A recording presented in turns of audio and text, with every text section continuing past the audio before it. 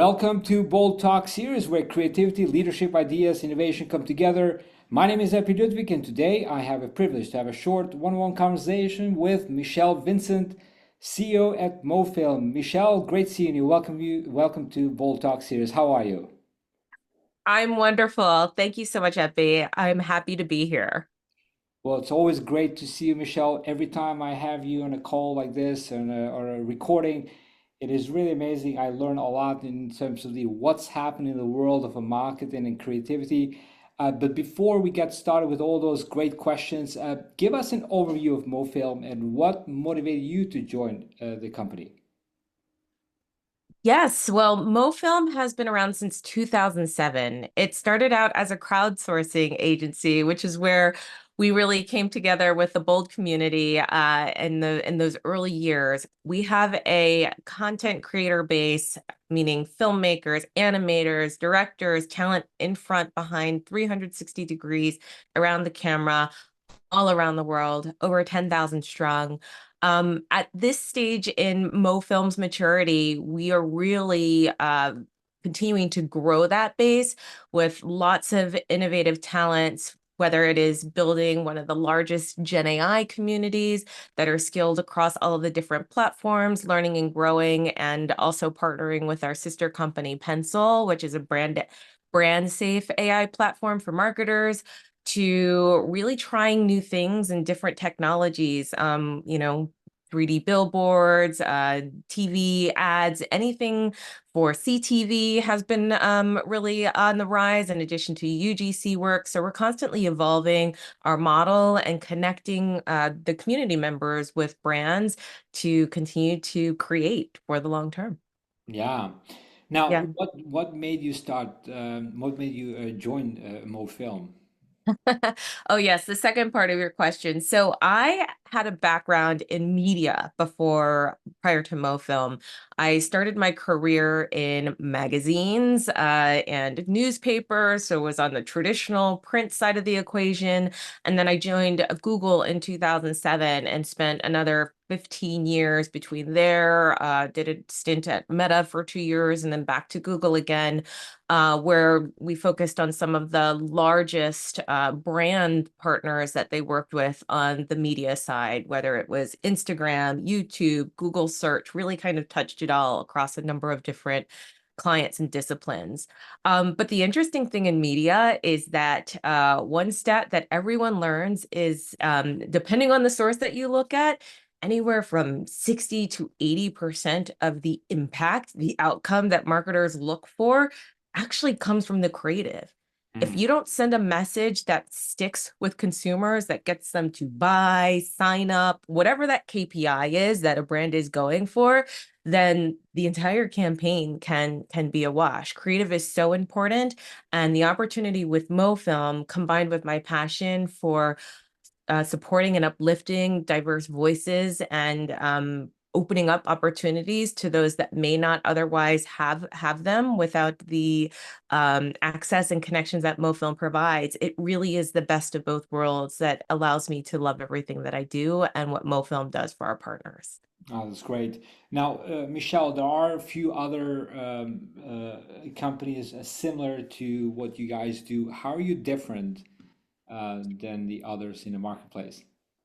Absolutely. So that's a great question, and we're constantly looking at the marketplace as well. You're right in that the landscape is more crowded than ever before, and I think you can look around and everybody says that they have some kind of large community that is doing something like this.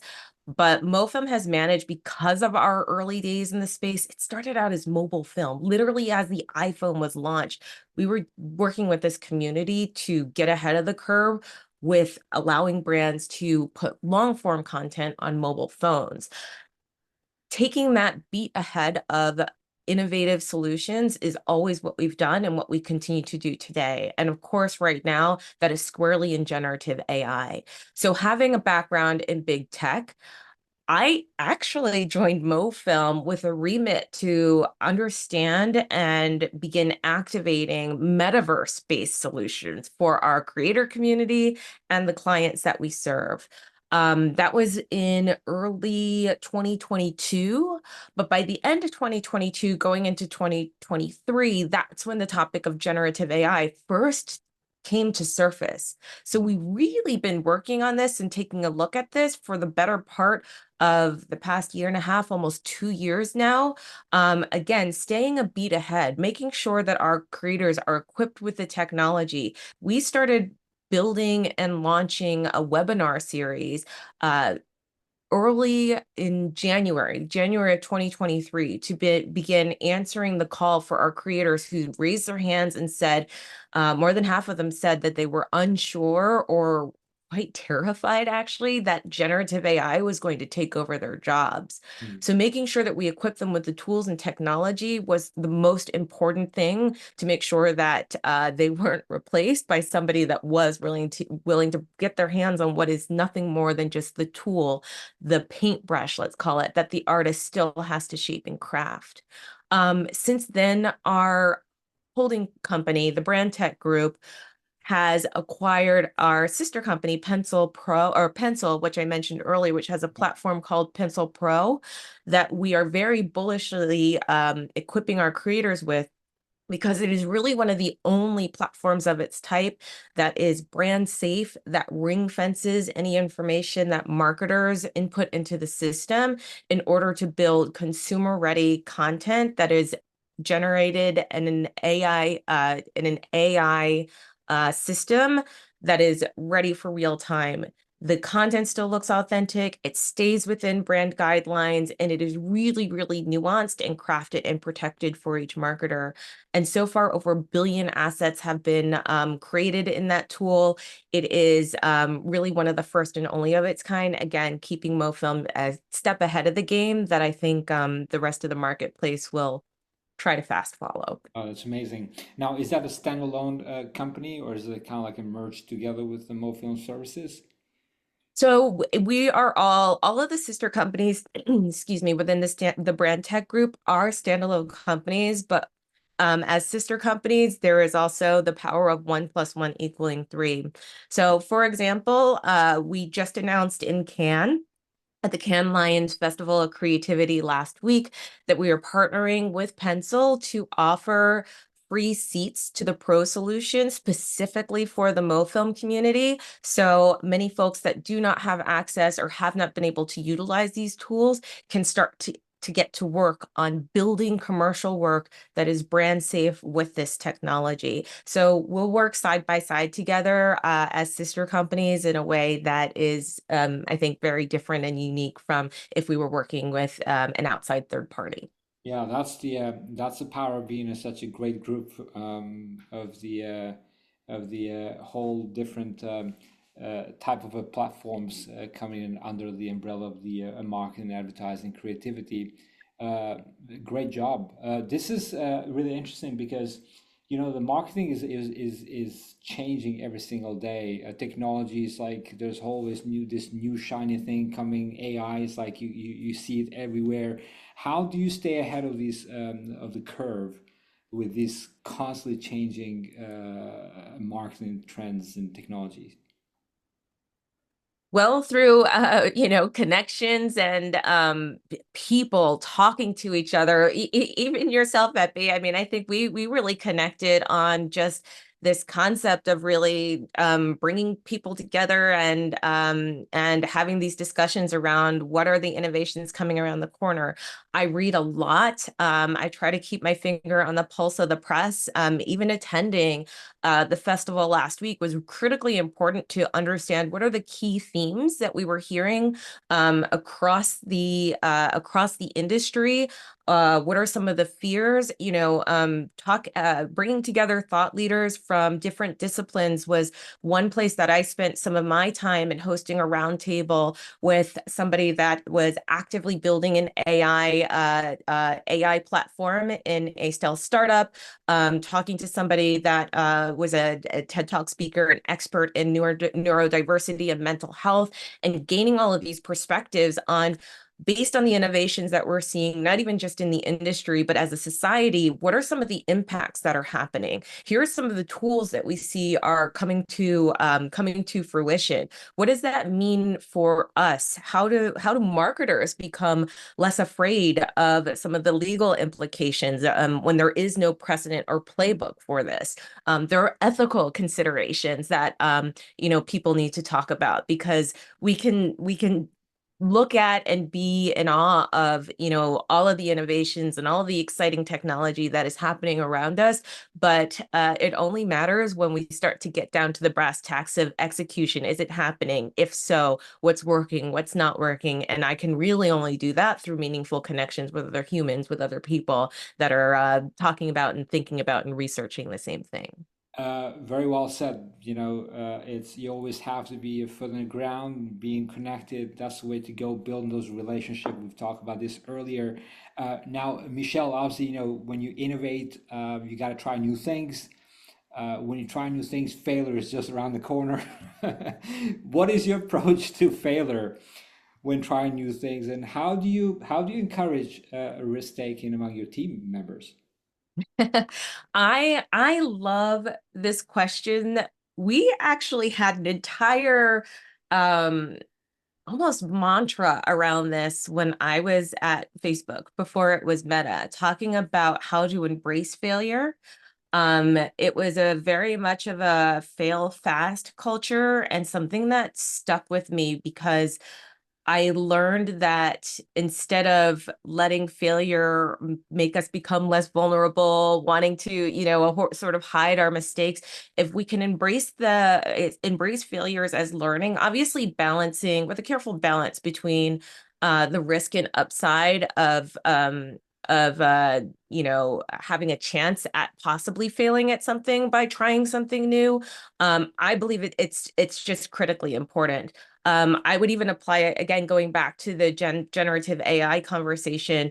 One of the discussions we were having in prep for the panel, I actually don't think we talked about it live, but to any depth, but some of those early marketers like Levi's, for example, they were in the press for a story about how they use Gen AI to leverage human models in one of their marketing campaigns. But some controversy was surrounding it because the AI models that were generated happened to be of the diverse community. So Black and brown models. I don't really know the full background, whether or not they didn't have those models in place. So what seemed like a great idea to showcase more diversity utilizing AI, the backlash came because the actual humans that obviously would have fulfilled those roles felt like they were disintermediated by the technology.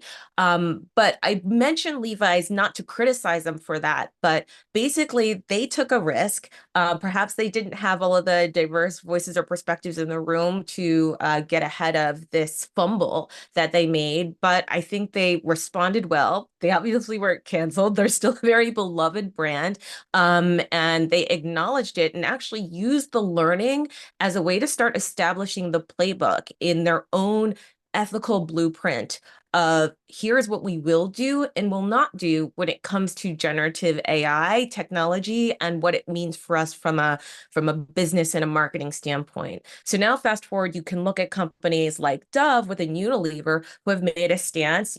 Their campaigns really focus around real women, real bodies, and embracing all of our differences. So for them, it became really important to make sure that it was an established pillar that they were not going to use AI generated humans in that campaign. So not only does that first mover have to sometimes have that failure or make that fumble in order to educate themselves, but it really does help to uplift the entire industry so that we can all learn together and do better for the industry and the consumers that we serve. Nice.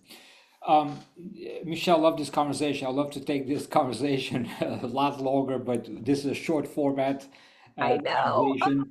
Um, but listen, this is really amazing because these there's a we need to think about like how can we have the consumers being engaged and being participating with our with the content that we're creating. Like there's gone is that era where you just create something, you just you put it right in front of their face and you broadcast it, and that era is gone. We're more like in this era where the where now the participation is a new brand in a way, and so with that there's a lots of creativity that needs to come you as a leader, right? So sometimes like we as leaders we get also stuck in that creative mode. And I'm asking this question personally because sometimes I get this across and I find a way how to overcome it. But I'd love to hear from you. How do you handle those creative blocks that happens, for example, to you? Obviously, you have a very creative community. Maybe you go and just ask a question, your creative community, but how do you handle your creative blocks? I think going back to the idea around communities and really listening to communities that you are not a part of in order to have a more well-rounded perspective of what people care about, what's important, what you might not be thinking about can spark inspiration. I'm a Gen Xer. And so, I'm fortunate right now to have two teenage children who are on the cusp of Gen Z and Alpha. So they keep me on my toes. They help me bridge an understanding about the language that generation is using right now. I'm loving it. But if I didn't know that it was important to listen to those communities, see what they care about, and really make sure that I'm also connecting with them at these festivals, at these Yeah, events, that it would be, talking to ourselves in an echo chamber, if it was just, senior leadership trying to create that next creative idea for a campaign. It will fall on deaf ears for the younger generations that are really going to be the next 50 years of pipeline, 50 years of consumers that may, use a brand for another for generations to come. So I do think that we are in the era of community, and in order for us to be able to create, to innovate, to do things differently that are going to land with those audiences that we're trying to serve, we just have to listen and talk with them more. It sounds so simple, but it couldn't be more important, yeah. especially today. Yeah, I mean, sometimes, especially these days, we ended up just getting caught ourselves into this complex world, but actually, it's simple things that truly make a big impact. Um, this is awesome. So, last question, Michelle, what does a word bold mean to you? Well, you sort of gave me a little spoiler here. For me, a bold is to not be afraid of failure, to fail fast and try new things. And I mean, I would say again, having been in the world that I was in, it felt risky. I started my career, I would have told anybody that I walked into that I was very risk averse in my earlier years. And then I learned, if I wanted to progress, if I wanted to learn, if I wanted to grow, I had to be bold. And that meant taking down those fears, taking down the walls, taking risks, and not being afraid to fail. Yeah, I love that. So, what a friend of mine says, like, just do it.